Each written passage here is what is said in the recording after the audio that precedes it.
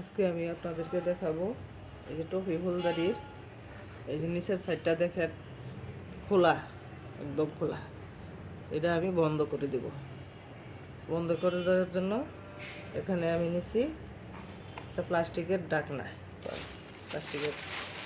ঢাকনা পলিথিন দিয়ে এভাবে মুড়িয়ে এই সাইডে বসাবো। এই সাইডে এখানে আমি কাগজ দিয়ে এভাবে এই ঢাকনাটা নিচ্ছি। ঢাকনাটা গোল আছে যাতে আমার নিচের সাইডটা গোল থাকে।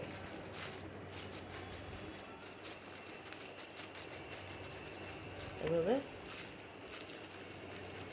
দেখেন কাগজ লাগিয়ে মাঝখান বরাবর বসাই দেবো, একদম মাঝখান বরাবর বসাই দেব।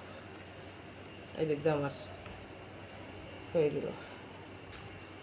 এভাবে দিয়ে শুকানোর পরে ফিনিশিং দেব।